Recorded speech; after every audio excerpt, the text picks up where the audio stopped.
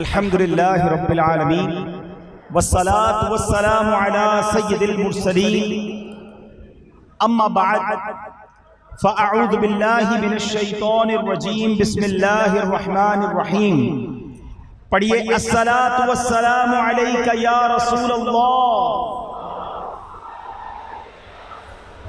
وعلی آلک واصحابک یا حبیب اللہ الصلاة والسلام علیک یا نبی اللہ وعلی آلک واصحابک یا نور اللہ۔ درود پاک پڑھنے کے بے شمار فضائل و برکات ہیں۔ کعبے کے بدر الدجا، طیبہ کے شمس الضحیٰ، صلی اللہ تعالی علیہ وسلم کا فرمان عالی شان ہے جس کا مضمون ہے قیامت کے دن میرے سب سے زیادہ نزدیک وہ ہوگا جس نے دنیا میں مجھ پر سب سے زیادہ درود پاک پڑھے ہوں گے۔ اب یہ جو حدیث پاک ہے بظاہر تو ون لائنر، ایک لائن کی حدیث ہے، لیکن اگر اس کے پیچھے جو انعام ہے نا، اس کے پیچھے جو ہمیں ریوارڈ عطا کیا جائے گا، اگر اس کا تصور کریں، پہلے تھوڑا سا غور کریں کہ قیامت کا دن کیسا ہوگا۔ دا موسٹ ڈیفیکلٹ ڈے، سب سے زیادہ اگر کوئی مشکل دن ہے نا تو وہ قیامت کا دن ہے، ٹھیک ہے؟ اور اس قیامت کے دن کیا کیا مشکل ہوگی؟ ایک ہی مشکل کافی تھی کہ زمین تانبے کی ہے، پیاس کے مارے لوگوں کا حال برا ہوگا، پسینے میں لوگ بکیاں کھا رہے ہوں گے، لیکن اس ایک مصیبت کے بعد بھی چھٹکارا نہیں۔ اسی ڈیفیکلٹی کے عالم میں، اسی گرمی کے عالم میں سوال و جواب ہوں گے۔ اب دنیا میں آپ کبھی کہیں کام کاج سے واپس آئیں، گرمی میں پسینے میں شرابور ہیں، اور گھر آئیں اور گھر والے سوال کرنا شروع کر دیں، کہاں گئے تھے، کیا کر کے آئے ہو، اچھا آج کیا ہوا، پورا دن کیسے گزرا؟ تو آپ کہتے ہیں تھوڑی دیر رک جائیں، ابھی میری کیفیت نہیں ہے جواب دینے کی، میں گرمی سے آیا ہوں، پسینے میں ہوں، تھوڑی دیر بعد بات کرتے ہیں، ابھی مجھے تھوڑا اکیلا چھوڑ دیں۔ ہوتا ہے نا ایسا کہ جب آپ تھکے ہوئے ہوتے ہیں تو آپ جواب سوال نہیں کر سکتے، you need some time for rest, آپ تھوڑا ریلیکس ہونے کے لیے وقت چاہیے۔ دنیا کی گرمی میں چند منٹوں کے بعد چند سوالوں کا جواب آپ نہیں دے پاتے، قیامت کی گرمی میں جو 50,000 سال کا دن ہوگا، ساری زندگی کا سوال و جواب دینا پڑے گا۔ نامہ اعمال کھولے جائیں گے، میزان عمل پر اعمال تولے جائیں گے، لوگوں کو کہا جائے گا اپنا اعمال نامہ پڑھ کر سناؤ۔ اچھا اس سے بھی فقط یہی نہیں، اس کے بعد پھر پل صراط سے بھی گزارا جائے گا، ایک کے بعد ایک مشکل ہے، ایک کے بعد ایک پریشانی ہے۔ اچھا ان تمام پریشانیوں پر نظر دوڑائیں، سولیوشن کہاں ہے، حل کہاں ہے، رسائی کس کی ہے، بات کس کی سنی جائے گی؟ پھر چلتے ہیں بریلی کے تاجدار کی بارگاہ میں کہ آپ بتائیے اتنا مشکل دن ہے ہم کیسے بچ پائیں گے؟ تو بریلی کے تاجدار تسلی دیتے ہیں کہ سنو، سنتے ہیں کہ محشر میں صرف ان کی رسائی ہے، there is nobody else، آقا کے علاوہ اور کوئی نہیں ہے۔ سنتے ہیں کہ محشر میں صرف ان کی رسائی ہے، گر ان کی رسائی ہے، لو جب تو بنائی ہے۔ اور اعلیٰ حضرت کہتے ہیں ٹھیک ہے گرمی ہوگی، بہت پیاس لگے گی، مگر سنو ٹھنڈا ٹھنڈا میٹھا میٹھا پیتے ہم ہیں، پلاتے یہ ہیں، وہ شربت پلائیں گے۔ دنیا میں آج اس وقت واقعی ہال میں گرمی ہو رہی ہے، ایک گلاس پانی پی لیں، 5-10 منٹ بعد پھر پیاس لگے گی، تھوڑی دیر بعد پھر پیاس لگے گی۔ سوچو قیامت کے دن تو کتنا پانی چاہیے ہوگا، مگر محشر کے دن جو آقا جام کوثر پلائیں گے نا، یہ ایسا شربت ہوگا جو ایک بار پی لے گا ہمیشہ پیاس ہی نہیں لگے گی، پیاس سے جان چھوٹ جائے گی، کیونکہ ٹھنڈا ٹھنڈا میٹھا میٹھا پیتے ہم ہیں، پلاتے یہ ہیں۔ اے رضا یہ تو بتاؤ اس دن اعمال نامے کھلیں گے، ہمیں تو پہلے ہی پتا ہے گناہ زیادہ ہیں، ہم تو شرمندہ ہو جائیں گے، ہم تو رسوا ہو جائیں گے، ہمارا بنے گا کیا؟ اعلیٰ حضرت کہتے سنو اپنے کرم سے ہم حلقوں کا پلہ بھاری بناتے یہ ہیں، رنگے بے رنگوں کا پردہ دامن ڈھک کے چھپاتے یہ ہیں، اپنی بنی ہم آپ بگاڑیں کون بنائے بناتے یہ ہیں۔ اعلیٰ حضرت سے عرض کرتے حضور اس دن تو ماں بھی نہیں پوچھے گی، والد بھی جواب نہیں دے گا، نفسا نفسی کا دور ہوگا، ہم کس کے پاس جائیں گے مدد لینے کے لیے؟ سنو میرے رضا کہتے ہیں ماں جب اکلوتے کو چھوڑے ماں بھی چھوڑ دے گی قیامت کے دن، نہیں جواب دے گی، مگر کون ہوگا؟ ماں جب اکلوتے کو چھوڑے آ آ کہہ کے بلاتے یہ ہیں، باپ جہاں بیٹے سے بھاگے لطف وہاں فرماتے یہ ہیں۔ اے رضا پل صراط سے گزرنا ہے، تلوار سے زیادہ تیز ہے، بال سے زیادہ باریک ہے، لوگ کٹ کٹ کر جہنم میں گر رہے ہوں گے، اے رضا ہمارا کیا بنے گا؟ اعلیٰ حضرت کہتے ہیں گھبرانا نہیں ہے، کیونکہ سلم سلم کی ڈھارس سے پل سے پار چلاتے یہ ہیں۔ میرے رضا کا تخیل دیکھو، نبی پاک کی رحمت پر یقین دیکھو۔ اعلیٰ حضرت کہتے ہیں واقعی پل صراط بڑا مشکل ہے، مگر دیکھو آقا صدا لگا رہے ہیں اور رب ان کی بات ٹالتا نہیں ہے۔ اعلیٰ حضرت کہتے ہیں ڈرتے ہوئے نہیں گزرنا، گھبراتے ہوئے نہیں گزرنا، اے عاشق رسول اگر دل میں واقعی عشق رسول ہے تو پل صراط سے وجد کرتے ہوئے گزریں گے۔ میرے رضا کہتے ہیں رضا پل سے اب وجد کرتے گزریے۔ کمال کی بات ہے، اتنی گھبراہٹ ہوگی، اتنی بے چینی ہوگی، وجد تو وہ کرتا ہے جس کو یقین بھی ہو، جو شادمان بھی ہو، جو جناب یقین کی کیفیت میں ہو۔ اعلیٰ حضرت کہتے ہیں کیوں یقین نہ کروں، آقا اسی پل کے کنارے رب سلم امتی کی صدا بلند کر رہے ہوں گے۔ رضا پل سے اب وجد کرتے گزریے کہ ہے رب سلم صدائے محمد۔ لوگ کہتے ہیں اعلیٰ حضرت کا نام کیوں لیتے ہو، یوم رضا کیوں مناتے ہو؟ ارے تم بار بار بریلی کے تاجدار کا ذکر کیوں کرتے ہو؟ ارے انہوں نے سکھایا ہے آقا سے محبت کیسے کرنی ہے، آقا پر یقین کیسے رکھنا ہے، ان کی رحمت کو پہچاننا کیسے ہے۔ ابھی تو درود پاک کی فضیلت پر بات چل رہی ہے تو اعلیٰ حضرت کی زبانی ہمیں محشر کا نقشہ سمجھ آ رہا ہے۔ رضا کہتے ہیں سنو، محشر کے دن جب لوگ گھبرائے ہوئے ہوں گے نا، ہم پتہ ہے پل صراط سے کیسے گزریں گے؟ وہ کہتے پائے کوباں پل سے گزریں گے تیری آواز پر۔ پائے کوبا کہتے ہیں جمے ہوئے پیر پر اعتماد طریقے سے، حضور آپ کی آواز آ رہی ہوگی ہم گناہگاروں کو، پائے کوبا پل سے گزریں گے تیری آواز پر، رب سلم کی صدا پر وجد لاتے جائیں گے۔ اے میرے پیارے اسلامی بھائیوں، یہ ساری باتیں سننے کے بعد پھر میں آتا ہوں اسی حدیث کی طرف۔ اب ذرا نقشہ محشر کا دماغ میں تازہ ہوا، اب سمجھو بات کو کہ جو پیارے آقا کے قریب ہو جائے گا محشر کے دن، جو نبی پاک کے قریب ہوگا، سوچو اس کے کام تو آسان ہو جائیں گے نا۔ اور قریب کیسے ہو سکے گا؟ آج اتنا بڑا مجمع ہے ماشاءاللہ، ہزاروں اسلامی بھائی ہیں، اگر سارے مل کر کسی ایک بندے سے ملنا چاہیں مشکل ہو جائے گا اس بندے کے لیے، سب کے لیے بھی مشکل ہو جائے گا، اس بندے کے لیے بھی مشکل ہو جائے گا کہ اتنے لوگوں سے کیسے ملوں گا۔ کبھی سوچا ہے قیامت کے دن کتنے لوگ ہوں گے؟ آپ میں سے جنہوں نے حج کیا ہے نا وہ میری بات ذرا جلدی سمجھیں گے، جنہوں نے نہیں کیا اللہ انہیں بھی حج عطا فرمائے، باقیوں کو بھی بار بار عطا فرمائے۔ میدان عرفات میں اپروکسیمیٹلی کم و بیش 35 لاکھ لوگ ہوتے تھے حج پہ، ٹھیک ہے؟ 35 لاکھ حاجیوں میں جو عرفات میں ہوتا تھا نا، اسے پتا ہے کہ وہ تواڑی پنجابی وچ کہتے ہیں نا لگ پتا جاتا تھا کہ پبلک کہتے کس کو ہیں، اتنی عوام سر ہی سر عرفات میں لوگ کھوتے تھے پھر ملتے نہیں تھے۔ سوچو 35 لاکھ میں یہ عالم ہے، قیامت میں کتنے لوگ ہوں گے؟ 8 ارب کے قریب بتایا جاتا ہے، 7.8 ارب ابھی آبادی ہے دنیا کی، یہ سارے لوگ ہوں گے۔ حضرت آدم سے لے کر قیامت تک جتنے انسان دنیا میں آئیں گے سارے ہوں گے، اس کا مطلب اربوں خربوں لوگ میدان محشر میں ہوں گے۔ تو پھر ہم کیسے پہنچیں گے نبی پاک کے پاس؟ ہماری باری کب آئے گی؟ ہم کتنا قریب ہو سکیں گے؟ سوچو اتنا رش۔ اب اس رش میں قریب ہونے کا فارمولہ نبی پاک نے خود ہی عطا فرما دیا ہے، جو جتنا درود پڑے گا اتنا قریب ہوگا۔ اب آپ کی مرضی، تواڈی مرضی ہے کتنے درود پڑھنے ہیں۔ ایک تصور بتاتا ہوں، کبھی کبھی میں نے کرنے کی کوشش کی ہے، اچھی بات ہے تو میں کہتا ہوں چلو آپ کو بھی بتا دیتا ہوں، پریکٹس کرنا کبھی آنکھیں بند کر کے کسی ایسی جگہ پہ جہاں آپ واک کر سکتے ہو نا، تو ہاتھ میں تسبیح لینا اور درود پاک اس نیت سے پڑھنا کہ میں جتنے درود پڑھ رہا ہوں اتنے قدم نبی پاک کے قریب ہو رہا ہوں۔ محشر کا میدان ہے، میں جتنے درود پڑھ رہا ہوں آقا کے قریب ہو رہا ہوں، جتنے درود پڑھ رہا ہوں آقا کے قریب ہو رہا ہوں۔ تسبیح رکھنے کو دل نہیں چاہے گا، بندہ کہے گا اور تھوڑے پڑھ لوں اور محبوب کے قریب ہو جاؤں۔ تو یہ کمال کا فارمولہ ہے۔ خدارا یہ فضول کاموں سے اپنے آپ کو بچائیے۔ آج کل گھنٹوں ہمارا موبائل لے جاتا ہے ہم سے، موبائل پر جناب 2-2 3-3 گھنٹے لگا دیں گے، پورے دن میں درود نہیں پڑھیں گے۔ میں بھی نیت کروں اور آپ بھی نیت کریں کہ روزانہ کثرت کے ساتھ درود پاک پڑھیں گے۔ صلو علی الحبیب صلی اللہ تعالی علی محمد صلی اللہ علیہ وسلم۔ انشاءاللہ ہم کچھ چونکہ عاشق ماہ رسالت کا ذکر کرنا ہے، فنا پھر رسول کے مرتبے پر فائز ایک ہستی کا ذکر کرنا ہے، تو پہلے کچھ یہ جانتے ہیں کہ عشق رسول دراصل ہے کیا، عشق کہتے کس کو ہیں، اور اسلام میں ہمارے دین میں عشق رسول کی اہمیت کیا ہے۔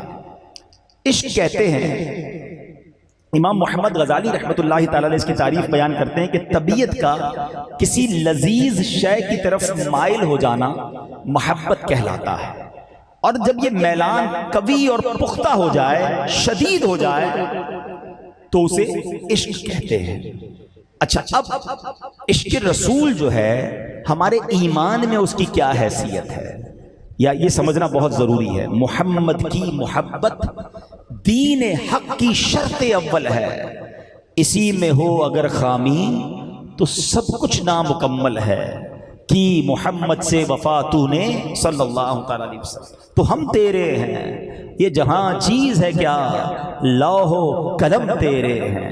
پہلے بات سمجھنی ہوگی، ساری زندگی کوئی اللہ اللہ کرتا رہے، لا الہ الا اللہ کہتا رہے، لیکن نبی پاک کو اپنا آقا نہ جانے، اپنا مولا نہ جانے، اللہ کا رسول نہ مانے، آخری نبی نہ مانے، دل کی گہرائیوں سے نبی پاک سے محبت نہ کرے، اس کا ایمان کمپلیٹ نہیں ہو سکتا ہے۔ تو پتہ چلا سرکار دو عالم علیہ الصلوۃ والسلام کی ذات وہ ہے جن سے محبت ہمارے ایمان کا تقاضا ہے۔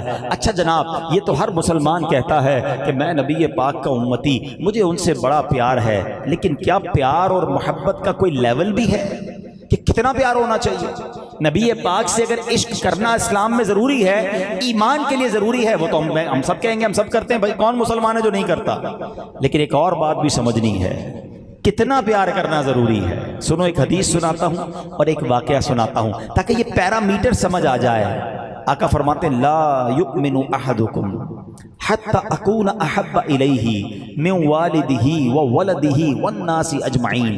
میرے آقا کہتے ہیں تم میں سے کوئی بھی اس وقت تک کامل مومن نہیں ہو سکتا، ایمان کی کمپلیشن پر نہیں پہنچ سکتا، جب تک میں اس کے نزدیک اس کی اولاد، اس کے والد اور اس کے تمام جاننے والے رشتہ داروں سے زیادہ محبوب نہ ہو جاؤں۔ اس کا مطلب کیا ہوا کہ عشق کرنا ہے نبی پاک سے، مگر سب سے زیادہ کرنا ہے۔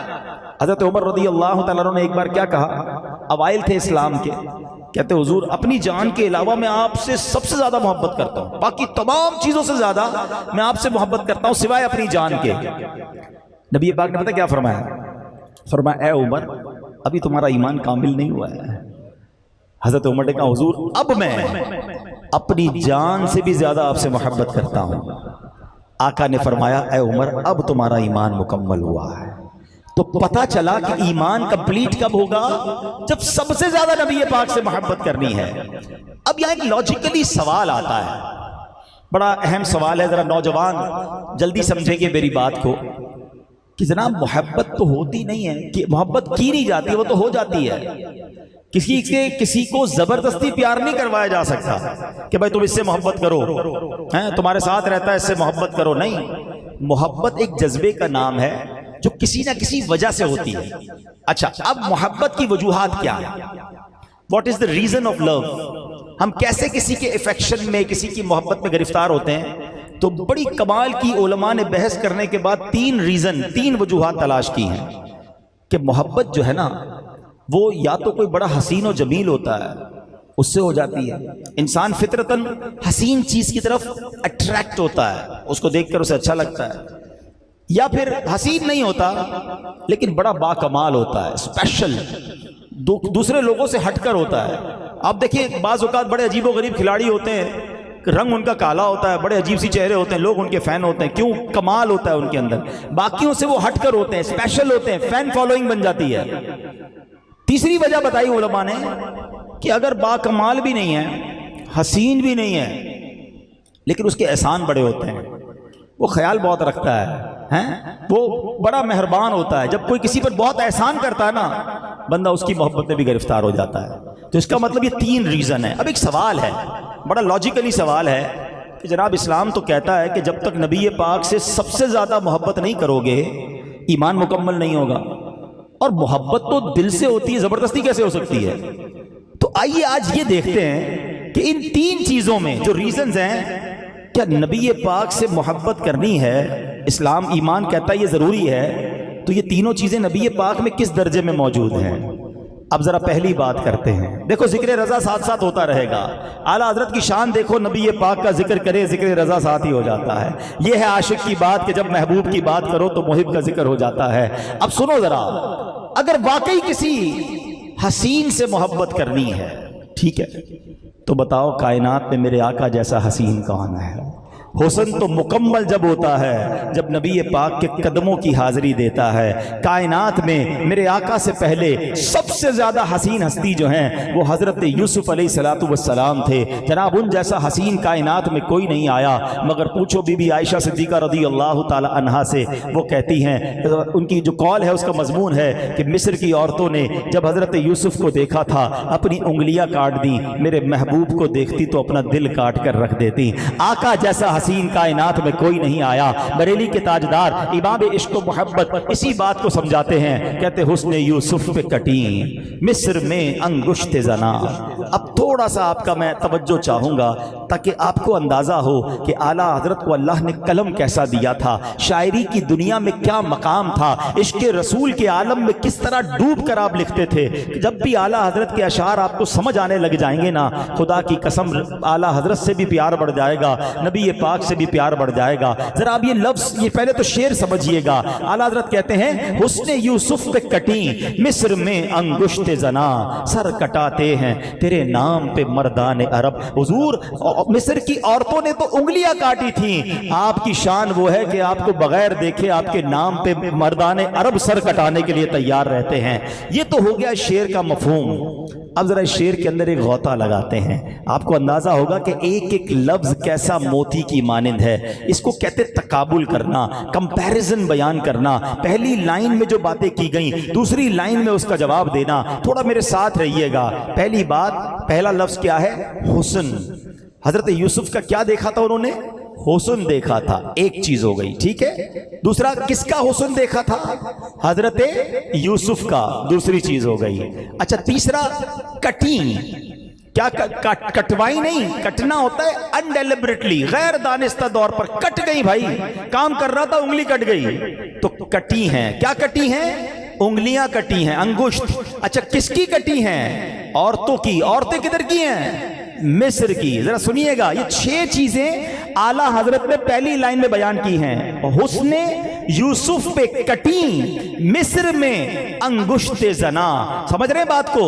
اب سنو میرے اعلیٰ حضرت نے اگلی لائن میں ہر بات کا جواب کیسا دیا ہے. ادھر حسن ہے ادھر صرف نام ہے، ادھر دیدار ہے ادھر نام ہے، ادھر کٹی ہے ادھر مسلسل کٹوا رہے ہیں. کٹنا غیر دانستہ ہے، کٹوانا دانستہ ہے. کروں تیرے نام پہ جہاں فدا، نہ بس ایک جہاں دو جہاں فدا، دو جہاں سے بھی نہیں جی بھرا.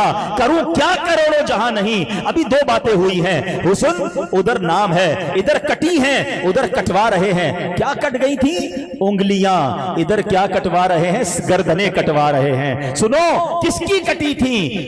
عورتوں کی. عورتیں ویسے ہی ناقص العقل ہوتی ہیں. ادھر مردان عرب کٹوا رہے ہیں. مصر کی عورتیں ہیں، عرب کے مرد ہیں. 5 چیزیں ہو گئیں. اس نے یوسف پر کٹی مصر میں انگشت زنا. ارے وہاں عورتوں کی انگلیاں نہیں، مردان عرب کے سر کٹ رہے ہیں. اگر اس کو شاعری کی دنیا میں اس شعر پر علماء نے کتابیں لکھی ہیں کہ ایک شعر میں ایسا کمپیریزن بیان کرنا یہ بریلی کے تاجدار کا خاصہ ہے. جبھی تو کہا جاتا ہے کہ ملک سخن کی شاہی تم کو رضا مسلم، جس سمت آ گئے ہو سکے بٹھا دیے ہیں. حسن آقا کی بات ہو رہی ہے. اللہ اکبر. اللہ کے حبیب کو اللہ نے کیسا حسن دیا. حضرت جابر بن سمورہ رضی اللہ تعالیٰ عنہ کہتے ہیں 14ویں رات تھی، ٹھیک ہے. کہتے ہیں میں 14ویں رات کو باہر آیا. آپ میں سے کبھی کچھ لوگ قافلے میں یا کبھی آپ کسی ٹریول میں کسی گاؤں میں چلے جائیں جہاں بلڈنگوں کی روشنی نہ ہو تو آسمان بڑا کلیئر نظر آتا ہے، تارے بڑے کلیئر نظر آتے ہیں، اور اگر 14ویں کا چاند ہو تو بڑا چمکدار نظر آتا ہے. اس زمانے میں تو لائٹیں نہیں تھیں. حضرت جابر بن سمورہ کہتے ہیں میں اپنے گھر سے باہر آیا، میں نے دیکھا 14ویں رات کا چاند ہے، بڑا خوبصورت لگ رہا ہے. میں نے سامنے دیکھا تو میرے آقا بھی جلوہ فرما تھے. میں کبھی 14ویں رات کے چاند کو دیکھتا، کبھی ماہ طیبہ کو دیکھتا، کبھی 14ویں رات کے چاند کو دیکھتا، پھر اپنے آقا کو دیکھتا، پھر 14ویں رات کے چاند کو دیکھتا، پھر میرے آقا کو دیکھتا۔ حضرت جابر کہتے ہیں واللہ میرے آقا 14ویں رات کے چاند سے بھی زیادہ خوبصورت ہے۔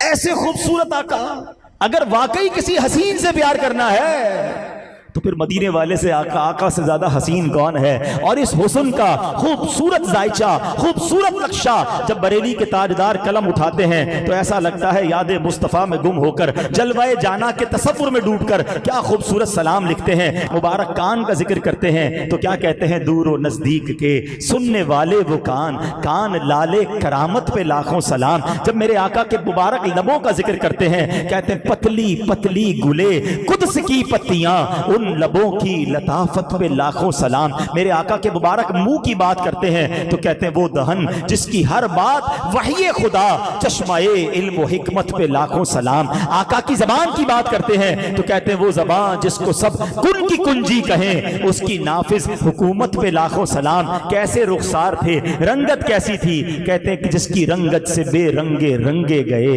اس چمک والی رنگت پہ لاکھوں سلام۔ فرماتے ہیں اللہ اللہ وہ بچپنے کی بھون، اس خدا بھاتی صورت پہ لاکھوں سلام۔ مبارک ہاتھ کیسے تھے؟ فرماتے ہاتھ جس سمت اٹھا غنی کر دیا، موجے بحرے سماحت پہ لاکھوں سلام۔ ارے پاور کتنی تھی، طاقت کتنی تھی؟ کہتے ہیں جن کو بارے دو عالم کی پرواہ نہیں، ایسے بازو کی قوت پہ لاکھوں سلام۔ اللہ اکبر۔ اور مبارک پیر کیسے تھے؟ آقا وہ ہیں جو ایڑی کا پیر کی ٹھوکر لگائیں تو احد کا زلزلہ چلا جائے۔ آقا وہ ہیں کہ جناب میرے آقا علیہ الصلوۃ والسلام کی ایڑی مبارک ایسی نرم، ایسی خوبصورت، اتنی نورانی ہے تو کبھی تو لکھتے ہیں کہ دل کرو ٹھنڈا میرا، وہ کفے پا چاند سا، سینے پہ رکھ دو ذرا تم پہ کروڑوں درود۔ کبھی لکھتے ہیں ایک ٹھوکر سے احد کا زلزلہ جاتا رہا، رکھتی ہیں کتنا وقار اللہ اکبر ایڑیاں۔ یہ سراپائے مصطفیٰ کیسے بیان کرنا ہے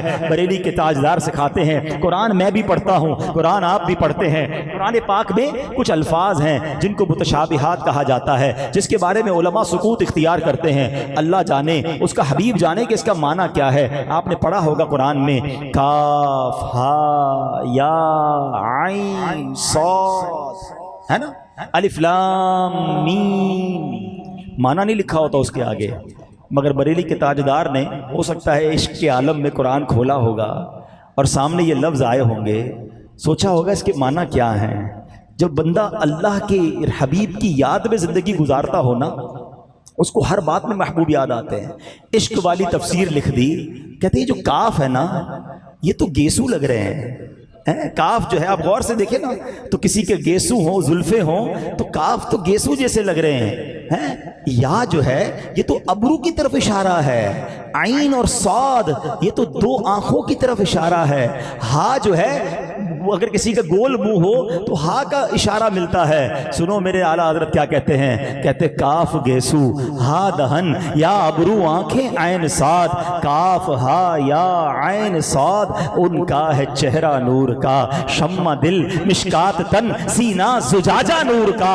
آقا تیری صورت کے لیے آیا ہے سورہ نور کا۔ سبحان اللہ، ایسے نورانی آقا ہوں اور ہم ان سے محبت نہ کریں۔ ارے آپ کو اجازت دی جناب کہ دنیا کے حسین ترین شخصیت سے محبت کر لو تو خدا کی قسم میرے آقا سے زیادہ حسین کوئی اور نہ ملے گا۔ اچھا جناب لوگ کہتے ہیں میں فلاں کا فین ہوں، فلاں سے محبت کرتا ہوں، تو جس سے بھی محبت کرتے ہو، جس کو بھی جناب اپنا، جس کے تم فین مانے جاتے ہو، ایک سوال کرنا چاہوں گا، بتاؤ اس کے پسینے سے بو آتی ہے یا نہیں آتی ہے؟ دنیا کا ہر حسین اس کے پسینے سے بدبو آتی ہے۔ میں اور آپ عطر کیوں لگاتے ہیں، باڈی اسپرے کیوں کرتے ہیں؟ یار میرے پسینے کی بو سے کسی کو تکلیف نہ پہنچے۔ ہم اپنے پسینے کی بو سے بچنے کے لیے خوشبو لگاتے ہیں۔ میں اس حسین کی بات کر رہا ہوں کہ دلہن کو عطر چاہیے تو آقا پسینہ عطا فرماتے ہیں۔ ہے کوئی ایسا حسین کائنات میں؟ اور یہی بات سیدی اعلیٰ حضرت سکھاتے ہیں، واللہ جو مل جائے میرے گل کا پسینہ، مانگے نہ کبھی عطر نہ پھر چاہے دلہن پھول۔ ایک اور سوال کرتا ہوں نوجوانوں سے جو آج دنیا میں کسی نہ کسی کے عشق میں، محبت میں، گناہوں بری محبتوں میں پڑھ کر اپنی جوانی برباد کر رہے ہیں۔ ارے محبت کرنی ہے، عشق کرنا ہے، فدا ہونا ہے تو بریلی کے تاجدار سکھاتے ہیں کہ مصطفیٰ کریم پر فدا ہو جاؤ۔ میں آپ سے پوچھتا ہوں، جس حسین سے محبت ہے بتاؤ اس کا تھوک کیسا ہے؟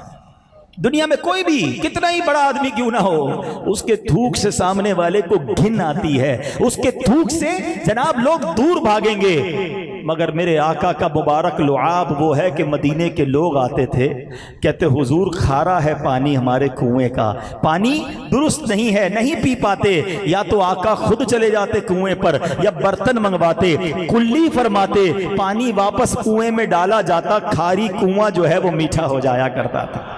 صحابہ کے ہاتھ ٹوٹ جاتے، کندھے اتر جاتے، آنکھ باہر نکلتی تھی، ایمرجنسی وارڈ کی طرف نہیں بھاگتے تھے، نبی پاک کے پاس آتے تھے۔ ہر صحابی کا یہ عقیدہ تھا کہ نہیں سنتا ہی نہیں مانگنے والا تیرا، آقا لعاب دہن لگاتے۔ حضرت ابو قتادہ کی جب آنکھ باہر آئی نا اور میرے آقا نے جنگ احد میں وہاں پر لعاب لگا کر واپس آنکھ لگائی، ابو قتادہ کہتے ہیں پہلی آنکھ جو پہلے سے درست تھی، جب سے آقا نے یہ والی آنکھ لگائی ہے، اپنا مبارک لعاب لگایا ہے، پہلی آنکھ سے زیادہ اچھا دیکھنے لگ گئی ہے کوئی ایسا کمال والا، ہے کوئی ایسا حسین، پھر کیوں کسی اور کے در پر جائیں؟ اللہ اکبر۔ نبی پاک کا یہ کمال ہے کہ عشق اگر واقعی تین چیزوں کی وجہ سے ہوتا ہے تو حسن میں بے مثال میرے آقا ہیں۔ دوسرا ریزن، لوگ کہتے ہیں یار محبت اس لیے ہوتی ہے کہ سامنے والا اسپیشل ہوتا ہے، سامنے والا باقی لوگوں سے ہٹ کر ہے، اس کے پاس جو کمال ہے نا وہ کسی کے پاس نہیں ہے۔ چلو یہ بات بھی مان لیتے ہیں کہ محبت کرنی ہے تو با کمال سے کرنی ہے۔ اب آؤ مجھے بتاؤ میرے آقا سے زیادہ با کمال کون ہے؟ ارے کمال جب تک نبی پاک کے قدموں کا بوسہ نہیں دیتا اس کو خود کمال حاصل نہیں ہوتا۔ میرے آقا کے کمال کا عالم تو یہ ہے کہ سر عرش پر ہے تیری گزر، دل فرش پر ہے تیری نظر۔ بریلی کے تاجدار بتا رہے ہیں کہ سنو کمال کیسا، گزر کہاں ہے؟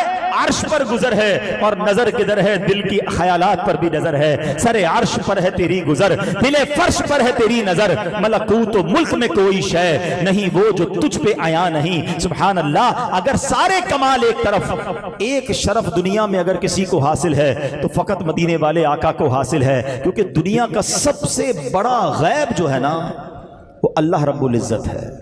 اللہ کو کسی نے نہیں دیکھا، اللہ کو، اللہ تبارک و تعالیٰ سب سے بڑا غیب ہے، مگر جب رب عز و جل نے اپنے حبیب کو شب معراج بلایا تو اپنا دیدار کروایا، سب سے بڑا غیب بھی آشکار کر دیا۔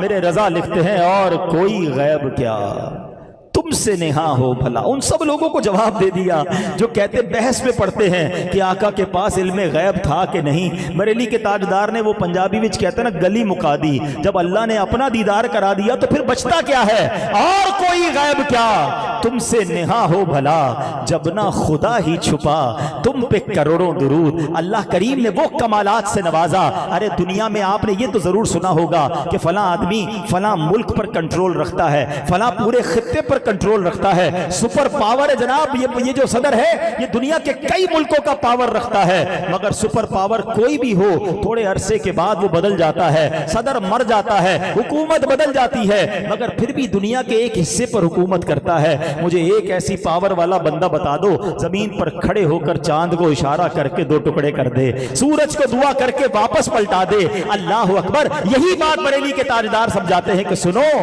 فرماتے اشارے سے چاند چیر دیا، چھپے ہوئے خور کو پھیر دیا، گئے ہوئے دن کو عصر کیا، یہ تاب و تواں تمہارے لیے، زمین و زمان تمہارے لیے، مکین و مکان تمہارے لیے، چنین و چنا تمہارے لیے، آقا بنے دو جہاں تمہارے لیے، ہم آئے یہاں تمہارے لیے، اٹھے بھی وہاں تمہارے لیے۔ تو اے میرے پیارے اسلامی بھائیوں، اگر آج یہ طے کر لو کہ کسی با کمال سے محبت کرنی ہے تو میرے آقا سے زیادہ با کمال اس کائنات میں نہ پہلے کوئی آیا ہے نہ بعد میں کوئی آئے گا۔ اور اب تیسری بات کر لیتے ہیں کہ جناب محبت اس لیے ہو جاتی ہے کسی سے کہ وہ احسان کرنے والا ہوتا ہے، بڑا خیال رکھنے والا ہوتا ہے، تو میں آپ سے پوچھتا ہوں، مجھے کئی لوگ ملتے ہیں، بچے کبھی نوجوان ملتے ہیں کہ ہم تو فلاں کو فالو کرتے ہیں، ہم اس کو دیکھتے ہیں، اور جناب جو جس کو فالو کرتا ہے پھر اس کے بال بھی ویسے بناتا ہے، اس کے کپڑے بھی پہننے ویسے کی کوشش کرتا ہے، جوتے بھی وہ والے ڈھونڈتا ہے، کیونکہ میں اس کا فین ہوں نا۔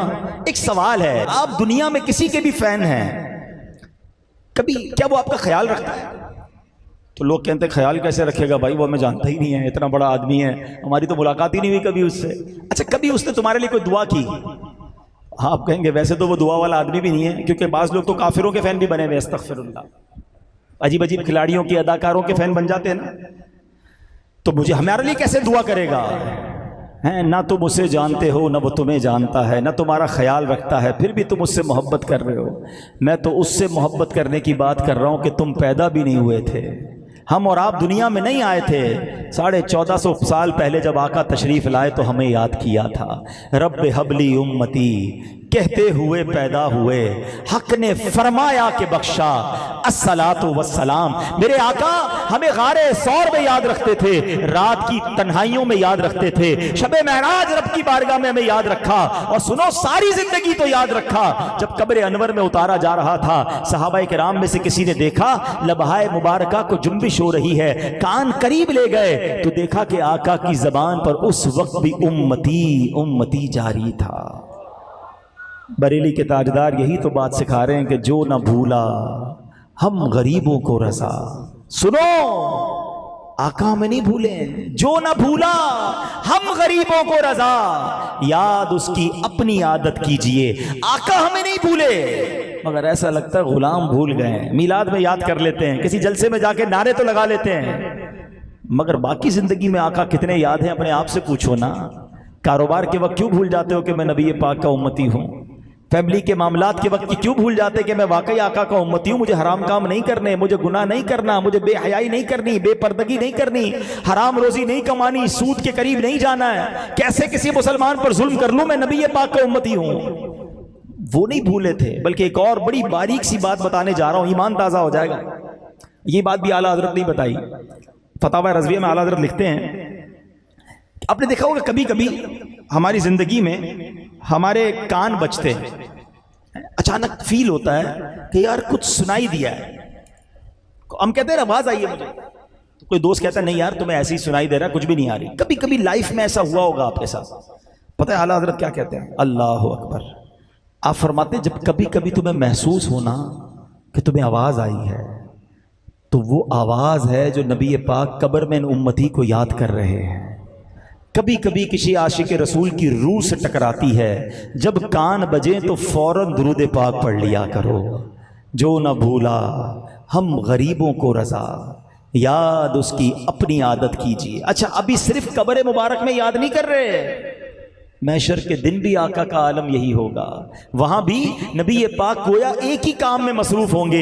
ایک صحابی رسول میرے آقا علیہ الصلوۃ والسلام کی بارگاہ میں حاضر ہوئے، عرض کرتے یا رسول اللہ صلی اللہ تعالی علیہ وسلم، آج جب دل گھبراتا ہے حضور آپ کی بارگاہ میں حاضر ہوتے ہیں، آپ کا دیدار کرتے ہیں، دل کو ڈھارس ہو جاتی ہے۔ یا رسول اللہ جب قیامت کا دن ہوگا، بہت رش ہوگا، آپ کے گرد تو انبیاء ہوں گے، صدیقین ہوں گے، بڑے بڑے لوگ ہوں گے، حضور ادھر آپ کو کیسے تلاش کریں گے؟ سنو میرے آقا نے یہ نہیں کہا کہ قیامت کے دن دیکھنا جو سب سے بڑا محل ہوگا نا، نورانی محل، نورانی منبر، مجھے وہاں ڈھونڈ لینا، کیونکہ میں سید الانبیاء ہوں، میں تمام نبیوں کا سردار ہوں، رب کا حبیب ہوں، میرے لیے کمال کا جناب محل بنایا جائے گا۔ اللہ اکبر۔ میرے آقا نے کیا فرمایا؟ مجھے ڈھونڈنا ہو تو ایسا کرنا پل صراط پر آ جانا، میرے گناہگار امتیوں کو میں پل سے پار لگا رہا ہوں گا۔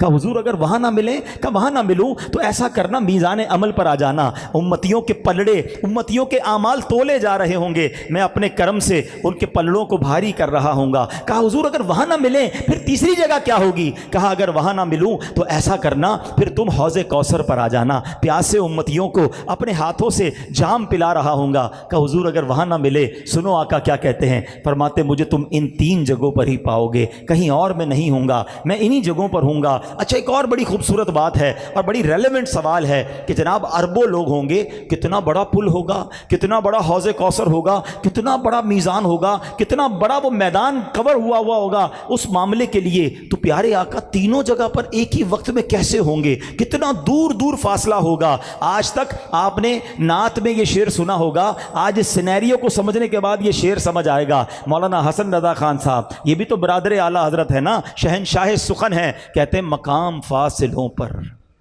काम मुख्तलिफ इतने, मकाम भी दूर दूर, काम भी डिफरेंट, ये कैसे पॉसिबल है? मकाम फासिलों पर काम मुख्तलिफ इतने, वो दिन ज़हूरे कमाले हुजूर का होगा। दिखाई जाएगी महशर में शाने महबूबी कि आप ही की खुशी आपका कहा होगा। कोई करीब तराजू, कोई लबे कौसर, कोई सिरात पे उनको पुकारता होगा। हर तरफ से नबी पाक को पुकारा जाएगा। और सुनो मेरे आका, उस दिन भी जब मेरी और आपकी माँ हमारी मदद नहीं करेगी, वालिद मदद नहीं करेगा, मेरे आका तलाश कर करके उम्मतियों को जहन्नम से बचाएंगे। कैफियत पता ही क्या होगी मेरे आका की? सुनो, अब आला हजरत के भाई लिखते हैं मौलाना हसन रज़ा खान साहब, अजीज बच्चे को माँ जिस तरह तलाश करे, बच्चा बिछड़ जाए तो माँ कैसे रोती है, कैसे ढूंढती है, कैसी बेकरारी होती है। आका अपनी उम्मतियों को ऐसे तलाश करेंगे, अजीज बच्चे को माँ जिस तरह तलाश करे, खुदा गवाह यही हाल आपका होगा। हजार जान फिदा नर्म नर्म पाँव से पुकार सुन के असीरों की दौड़ता होगा। आका कभी इधर जाएंगे, कभी उधर जाएंगे, नबी ये पाक को अपना अंदेशा नहीं होगा। अरे आका तो बख्शे बख्शाए हैं, मगर फिर भी आका का दिल गमगीन होगा। क्यों?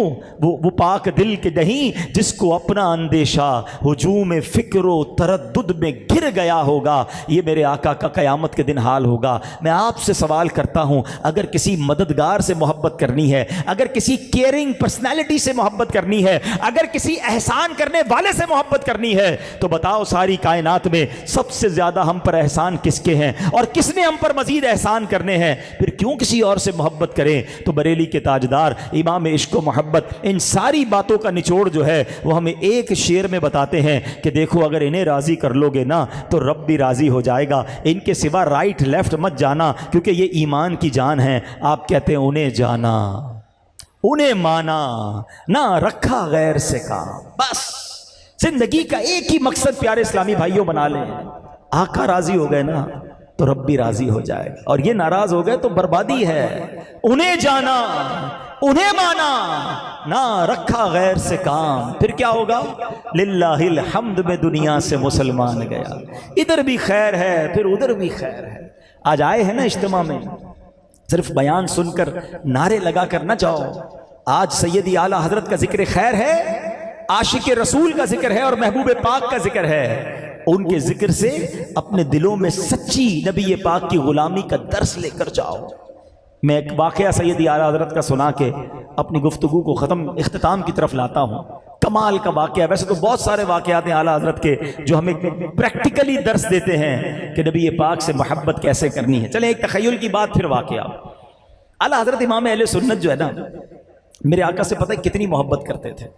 मैं और आप कभी गर्मियों में लोग कहते हैं यार किसी फ्रेश मकाम पे चलते हैं, किसी बाग में चलते हैं, किसी ग्रीन एरिया में चलते हैं और वहाँ जाके ज़रा तबीयत को फ्रेश करेंगे। और अगर किसी बाग में जाएं तो हम फ्रेश हो जाते हैं, ठीक है ना। मगर हो सकता है मेरे रज़ा भी किसी बाग में गए होंगे और उधर भी महबूब की याद ने सताया, तो क्या कहते हैं? उन्हीं की बू माया सबन है, उन्हीं का जलवा चमन चमन है, उन्हीं से गुलशन महक रहे हैं, उन्हीं की रंगत गुलाब में है। कहते ये सारा चमन मेरे आका की बरकतों से लहलहा रहा है। अल्लाह अकबर। आला हजरत का कैसा नबी पाक से इश्क था। मैं और आप भी आसमान देखते हैं और चांद देखते हैं तो बड़ा खूबसूरत लगता है। पहली रात का चांद आपने देखा होगा ना, है उसको हिलाल कहते हैं, ठीक है, सी इस तरह होता है ना, क्रिसेंट भी कहते हैं अंग्रेजी में। मगर आला हजरत का तखय्युल और इमेजिनेशन देखो। आपने जब पहली रात का चांद आसमान पे देखा ना, आपने कहा ए चांद, ये जो तेरा प्याला है ना, आला हजरत ने उसको प्याला का कशकोल का जो है समझे कि तखय्युल किया। कहा ए चांद, पहली तारीख है, अपना प्याला लेकर आ, मदीने में आका के पास आके पूरे महीने की खैरात ले जा, तुझे पूरा महीना भी तो चलाना है ना, पूरे महीने की अपनी नौकरी ले जा। कहते भीख ले सरकार से ला जल्द कासा नूर का, भीख ले सरकार से ला जल्द कासा नूर का, माहे नौ तैबा में बटता है महीना नूर का। अरे आला हजरत का तखय्युल देखो, हर शायर ने खूबसूरती में 14वीं रात के चांद का जिक्र जरूर किया। आला हजरत ने जब 14वीं रात का चांद देखा तो आला हजरत का तो तखय्युल ही और है ना। कहते चांद तो है बड़ा खूबसूरत, मगर तुझ पर एक दाग है। देखा होगा आपने 14वीं रात के चांद पर एक दाग होता है ना, तो आला हजरत कहते तुझसे मिस्टेक हो गई, ए चांद तुझसे थोड़ी गलती हो गई, तेरे करीब से ही तो नबी पाक गुजरे थे मेराज की रात, उनके कदमों पर जो मट्टी लगी थी ना खाक, अगर वो उठा लेता मुंह पे मलता तेरे दाग धुल जाने थे। सुन देखो क्या कहते हैं, सितम किया कैसी मत कटी थी, कमर वो खाक उनके रह गुजर की। सितम किया कैसी मत कटी थी, कमर वो खाक उनके रह गुजर की। उठा न लाया कि मलते मलते ये दाग सब देखना मिटे थे। मैं और आप तारे देखते हैं, बड़े खूबसूरत लगते हैं, बड़ा प्यारा लगता है।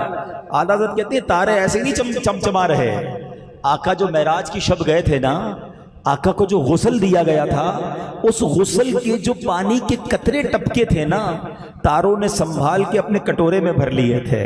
उस वजह से ये तारे इतने चमचमा रहे हैं। ये तखय्युल है, ये इश्क नबी की मेराज है। क्या कहते हैं, वही तो अब तक छलक रहा है, वही तो जो बन टपक रहा है, नहाने में जो गिरा था पानी कटोरे तारों ने भर लिए थे। मेरे रज़ा को देखो, कहते जन्नत बड़ी खूबसूरत है, मगर आला हज़रत कहते हैं मैं बताता हूँ जन्नत का रंग किससे हुआ, रोगन किससे हुआ।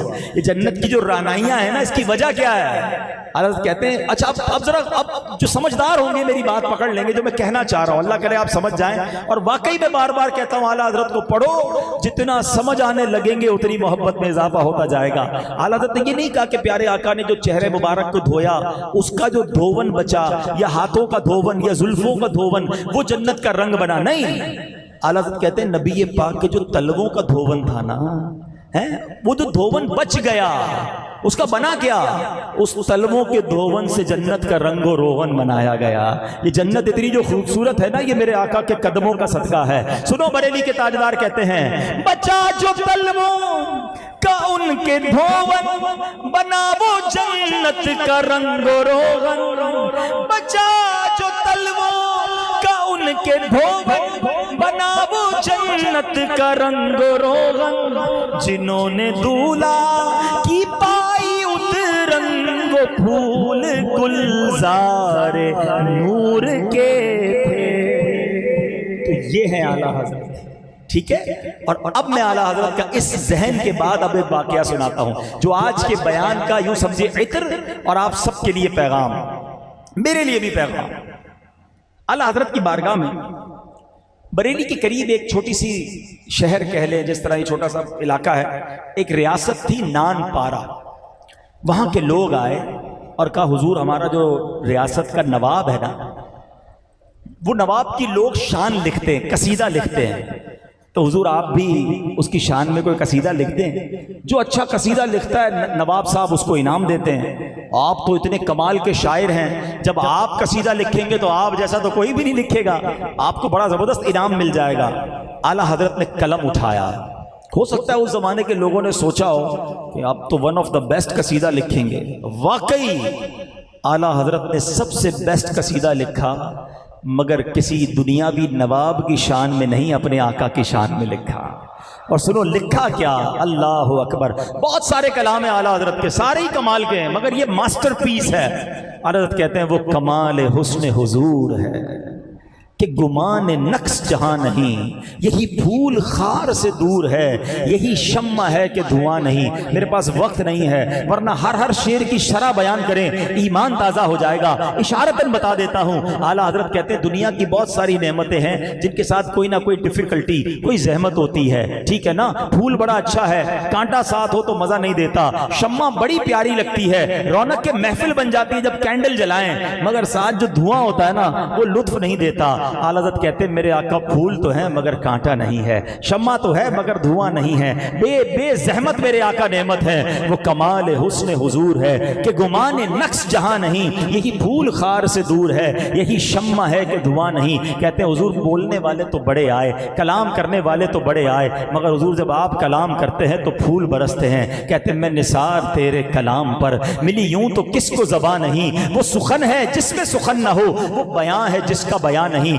حضور جب گفتگو کرتے تھے بڑے بڑے انٹلیکچوئلز، بڑے بڑے فصحا، بڑے بڑے عرب کے بڑے بڑے لوگ بیٹھتے تھے، وہ حیران ہوتے تھے جب آقا گفتگو کرتے، وہ کہتے یہ فصاحت کہاں سے آئی؟ آقا تو کسی مدرسے میں بھی نہیں گئے، کسی استاد کے پاس بھی نہیں گئے، ایسی وہ گفتگو کدھر سے سیکھ کے آئے؟ اللہ اکبر۔ بریلی کے تاجدار کہتے ہیں اللہ نے خاص عطا کی، اپنے محبوب کو براہ راست علم عطا کیا۔ کہتے ہیں وہ آقا کے بارے میں لکھتے ہیں تیرے آگے یوں ہیں دبے لچے، فصحا عرب کے بڑے بڑے، کوئی جانے منہ میں زبان نہیں بلکہ جسم میں جان نہیں، کروں تیرے نام پہ جان فدا، نہ بس ایک جان دو جہاں فدا، دو جہاں سے بھی نہیں جی بھرا، آقا کروں کیا کروڑوں جہاں نہیں۔ اتنا زبردست کلام لکھنے کے بعد جو اعلیٰ حضرت نے مقطع لکھا نا وہ آج یاد بھی کر جاؤ اور دل میں بسا جاؤ۔ کہتے کروں مدح اہل دول رضا، اے رضا میں پیسے والوں کی مدح سرائی کروں، اہل دول پیسے والے، کہتے اے رضا میں پیسے والوں کی شان بیان کروں مدح اہل دول رضا، پڑے اس بلا میں میری بلا، میں گدا ہوں اپنے کریم کا۔ گدا کہتے ہیں فقیر کو، غلام کو، کہتے ہیں میں تو نبی پاک کا غلام ہوں، ان کے در کا بھکاری ہوں، کسی پیسے والے کا تو بھکاری نہیں۔ میرا دین پارائے نہ نہیں، میرا دین روٹی کا ٹکڑا نہیں ہے۔ اب یہاں بھی ایک اشارہ کر لوں گا، سمجھدار لوگ سمجھ جائیں گے، اعلیٰ حضرت نے ریاست نان پارا کا ذکر نہ کر کے بھی کر دیا اور کہا میرا دین پارائے نہ نہیں ہے۔ پارا کہتے ہیں ٹکڑے کو، نان کہتے ہیں روٹی کو، کہتے ہیں میرا دین کوئی روٹی کا ٹکڑا ہے، پیسے والوں کی مدح سرائی کروں، میں اپنے کریم کا گدا ہوں، میں آقا کا غلام ہوں۔ پیارے اسلامی بھائیو یہ آج کا میسج ہے۔ دیکھو میں اور آپ زبانی تو نعرے لگاتے ہیں کہ غلامی رسول میں موت بھی قبول ہے، نہ ہو جو عشق مصطفیٰ تو زندگی فضول ہے، کمال کا نعرہ ہے۔ کاش حقیقی طور پہ دل کی کیفیت بھی یہ ہو جائے، پھر تو وارے نہیں آ رہے ہیں، مگر ایسا ہے نہیں۔ یہی مجھے جواب دیجئے کہ جو یہ کہتا ہے کہ مجھے غلامی رسول میں موت بھی قبول ہے، اس کو نماز قبول کیوں نہیں ہے؟ موت تو بہت دور کی بات ہے نا، اس کو سنتیں قبول کیوں نہیں ہے؟ سنتوں والا لباس قبول نہیں ہے، سنتوں والی بول چال قبول نہیں ہے، کاروبار میں حرام چھوڑنا قبول نہیں ہے، حرام دیکھنا چھوڑنا قبول نہیں ہے، حرام سنے بغیر چین نہیں آتا۔ کون ہے جو میوزک گانے باجوں سے بچا ہوا ہے؟ ایک طرف کہتا ہے غلامی رسول میں موت بھی قبول ہے اور کانوں سے روز حرام سن رہا ہے۔ خود اپنے دل سے پوچھو نا، اللہ کرے کہ جب یہ برائی کی طرف شیطان مجھے اور آپ کو کھینچے نا تو دل سے میرے رضا کا یہ شعر کی آواز آئے کہ میں گدا ہوں اپنے کریم کا، میرا دین پارائے نہ نہیں۔ جب تمہارے سامنے نفع آئے، پیسہ آئے، کاروباری لوگ بھی بیٹھے، سنو کوئی ڈیل آئے سامنے، یا تھوڑا جھوٹ بولوں گا پیسے بڑے مل جائیں گے، تھوڑا سا ہی دھوکہ دینا ہے لیکن ڈیل بہت اچھی ہے، سود تھوڑا سا شامل ہوگا لیکن معاملہ بڑا اچھا ہو جائے گا، مستقبل سنور جائے گا۔ اب تمہارا امتحان ہے کہ یہ پیسے لینے ہیں یا دل سے یہ کہنا ہے کہ میں گدا ہوں اپنے کریم کا، میرا دین پارائے نہ نہیں، روٹی کے ٹکڑے کے لیے میں دین بیچ دوں۔ یہ ہے میرے رضا کا پیغام، اور وکیل مانے یہ ہے عشق رسول۔ ہوتا یہی ہے، امتحان روز نہیں ہوتا، کبھی کبھی ہوتا ہے، اسی میں کامیاب ہونا ہے۔ محفل میں آ کے میں بھی روتا ہوں، آپ بھی روتے ہیں، یہ رونا کام جب آئے گا کہ جب اکیلے میں بھی جب برائی کرنے کا جی چاہے تو آقا کی یاد ستائے کہ نبی پاک ناراض نہ ہو جائے۔ میں سنتوں سے دور رہ کر تو زندگی گزار رہا ہوں، میرے آقا ناراض نہ ہو جائیں، کیونکہ قیامت کے دن مجھے انہی کے پاس جانا ہے۔ تو آج یہ فیصلہ کر لو کہ ہمیں نبی پاک کو راضی رکھنا ہے یا اپنے دوستوں کو، اپنی فیملی کو، دنیا والوں کو راضی کرنا ہے؟ یہ بڑا مسئلہ ہے۔ لوگ کہتے ہیں کیا کریں یار، بچوں کی خوشی کے لیے کرنا پڑتا ہے۔ ارے تم بچوں کی خوشی کے لیے اپنے اللہ اور اس کے رسول کو ناراض کر رہے ہو۔ کیا کروں جناب، دوستوں کے لیے کرنا پڑتا ہے، رشتہ داروں کے لیے کرنا پڑتا ہے۔ چھوڑ دو یہ ساری باتیں، اللہ اور اس کے حبیب کو راضی کر لو، رب راضی تو سب راضی۔ تم سب کو راضی کرنے کے چکر میں رب کو ناراض نہ کرنا، ورنہ ہلاک ہو جاؤ گے۔ تو آج جتنے میرے بھائی آئے ہیں نا، پکی سچی نیت کرنی ہے۔ نبی پاک پتہ کیا فرماتے ہیں؟ جعلت قرۃ عینی فی الصلاۃ، نماز میں میری آنکھوں کی ٹھنڈک ہے۔ آ جاؤ میرے پیارے اسلامی بھائی، بس آج سے پکی سچی نیت کر لیں کہ آج کے بعد ہماری کوئی نماز قضا نہیں ہوگی۔ اب ایسا نعرہ لگاؤ کہ شیطان بھی ادھر سے بھاگ جائے، آج کے بعد ہماری کوئی نماز قضا نہیں ہوگی، فلمیں ڈرامے نہیں دیکھیں گے، گانے باجے نہیں سنیں گے، حرام روزی کے قریب بھی نہیں جائیں گے، نبی پاک کی سنتوں پر عمل کرتے ہوئے زندگی گزاریں گے۔